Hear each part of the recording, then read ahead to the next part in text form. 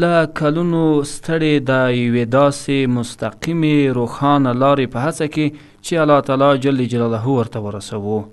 اندریس چې اوسنی نوم یې محمود د امریکا د اکوادور هېواد اوسیدونکی دی چې په میدان وردګ ولایت کې د اسلام په مقدس دین مشرف شو. اوكي الحمدلله الحمدلله. السلام عليكم ورحمة الله وبركاته. السلام عليكم.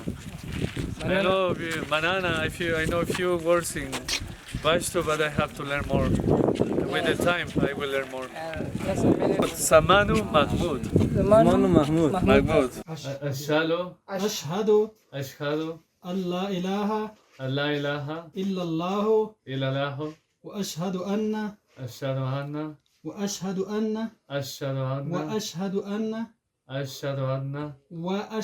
أن محمدا عبده ورسوله.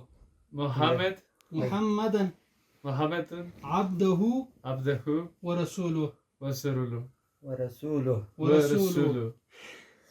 That's right. ماشاءالله. هغه د خپل ژوند کیسه داسې کوي. Islam. You explain it for The first time that I listened about Islam was in India, in Mumbai. I was experienced the Ramadan. I have a friend that is Muslim. He is from Afghanistan.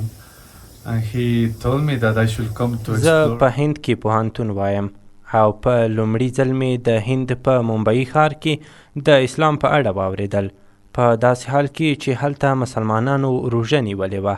وروسته ما بیا له یوه افغان مسلمان سره ولیدل چې هغو وعده را سره وکړه چې زه به د افغانستان او نورو اسلامي هیوادونو ته بوځم. نو ما هم تصمیم ونیوه چې لاړ شم. کله چې زه اسلامي هیوادونو ته لاړم هلته د مسلمانانو انګلیسي نه وه زده چې دا زما لپاره زیات مشکل و. بیا هم دغه زما مسلمان افغان ملګري ماته د اسلام په باره کې معلومات راکړل او کله چې زه ازبکستان، تاجکستان او قرقیزستان ته لاړم د هغو هیوادونو مسلمانانو په روسي ژبه خبرې کولې او انګلیسي ژبه یې نه وه زده. په داسې حال کې چې زه څو کاله په نوموړو هیوادونو کې د جماعت ملا امام ته هم ورغلم او کله چې افغانستان ته راغلم نو لومړی مزار شریف ته لاړم. هلته هم د ملا امام انګلیسي نه وه زده او وروسته بیرته کابل ته راغلم چې ستاسو سره مخامخ شوم.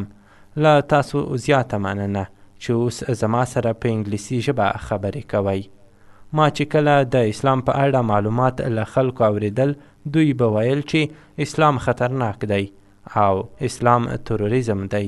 خو وروسته چې کله زه هلته لاړم نو افغان مسلمانانو سره مخ شوم چې له دوی نه مې د اسلام په اړه مکمل معلومات واوریدل او وروسته زه پوه شوم چې اسلام د سولې دین دی او مسلمانان تروریستان نه دي او اسلام یو حقیقي دین دی.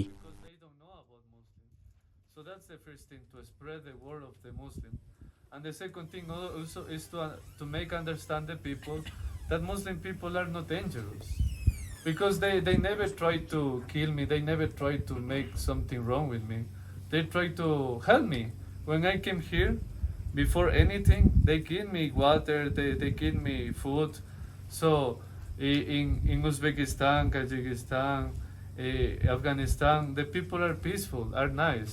It's not because they are Muslim, they are dangerous. No, it's nice. So we have to make videos for foreign countries, and second, we have to say to the people that you are not dangerous, because the tourist is beginning, and just few people are coming, and just few people are coming because the people think that if I go to Afghanistan, people are going to kill me or blah blah blah. But if we say to the people that it's not like that, many tourists will come, because in Tajikistan, Uzbekistan, there are many tourists. Spain, Germany, Switzerland, Norway, America, many. But here in Afghanistan, no. And I say, why not here in Afghanistan? How do you feel? I feel that I have brothers in everywhere. That if I go to Morocco, I have brothers. If I go to Saudi, I have brother. If I go to Iran, I have brother. If I am in Herat, in Afghanistan, I have a brother. I have a family. I have in any place in the world. If I say Assalamu alaikum, I will have a brother that can help me.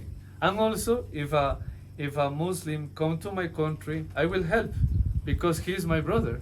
You understand? He is my brother. So I will help and he will help me. That's very nice. It's like a community.